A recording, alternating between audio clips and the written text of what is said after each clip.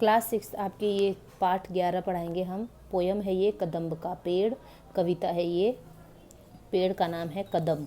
ठीक है, कदम्ब जैसे पपीते का पेड़ होता है, नीम का पेड़ होता है, वैसे कदम्ब का पेड़ होता है। अब इसकी हम पोयम पढ़ाएंगे। इसको आपको पोयम को लर्न करना है, ये आपका आज का होमवर्क है। ठीक है, यह कदम्ब का पेड़ अगर माँ होता यमुना तीरे, तीरे मतलब किनारे, अगर यह कदम्ब का पेड़, बच्चा अपनी माँ को बोल रहा है कि हे माँ, अगर यह कदम्ब का पेड़ यमुना के किनारे होता, मैं भी उस पर बैठ कन्हैया बनता धीरे धीरे। तो मैं भी उस पर बैठ करके कन्हैया बन जाता, धीरे धीरे कान्हा का रूप धारण करता।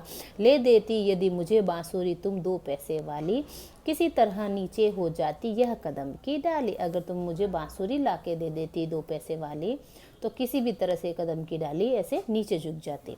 तुम्हें नहीं कुछ कहता पर मैं चुपके चुपके आता, उस नीची डाली से अम्मा ऊंचे पर चढ़ जाता। ये बोल रहा है कि मैं आपको कुछ नहीं कहता, मैं तो चुपके चुपके से आता और जो कदम की डाली जो झुक करके नीचे हुई है उस पर ऊपर मैं चढ़ जाता।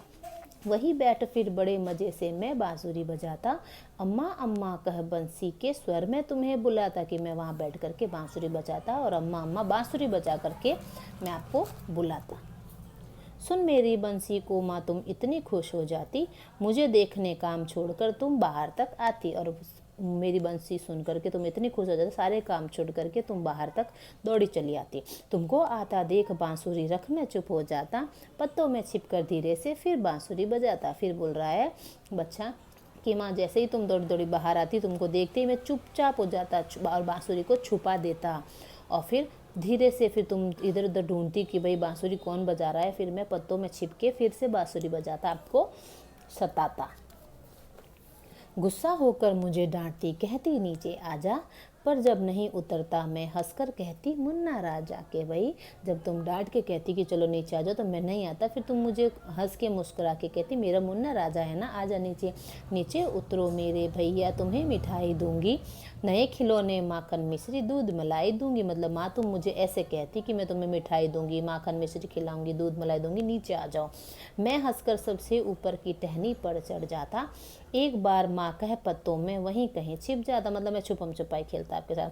बहुत बुलाने पर भी माँ जब मैं न उतर कर आता, तब माँ का हृदय तुम्हारा बहुत विकल हो जाता। कि अगर बहुत कहने पर भी मैं नहीं आता तो तुम्हारा जो ममता भरा हृदय है वो बहुत ही विकल हो जाता, बेचैन हो जाता। तुम आंचल पसार कर अम्मा वहीं पेड़ के नीचे ईश्वर से कुछ विनती करती बैठी आंखें मीचे। तुम्हें ध्यान में लगी देख मैं धीरे धीरे आता और तुम्हारे फैले आंचल के नीचे छिप जाता। मतलब अगर मैं नहीं आता तो तुम भगवान को याद करते, प्रार्थना करती कि और आंख बंद करके भगवान से विनती करती कि भाई मेरा बच्चा कहीं गिर पड़ ना जाए, मेरे पास नीचे वापस आ जाए सही सलामत। तुम घबरा कर और फिर जब तुम ऐसे आंख बंद करके अपना आंचल फैला के भगवान से प्रार्थना करती तो मैं आकर के आंचल के नीचे छिप जाता। तुम घबरा कर आंख खोलती फिर से खुश हो जाती, जब अपने मुन्ने राजा को गोदी में ही पाती।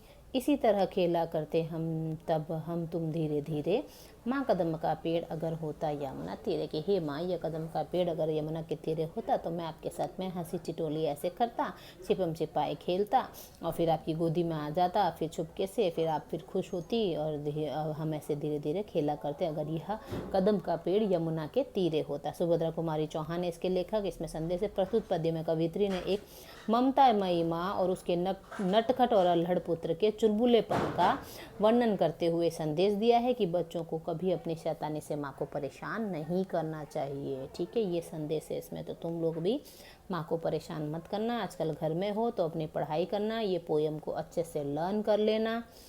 ठीक है, और जिसको पूरी लर्न हो जाए मुझे वॉइस रिकॉर्ड कर मैं पूरी की पूरी वॉइस रिकॉर्ड करके भेज देना, जिसको भी ये पोयम लर्न हो जाए। ओके बेटा।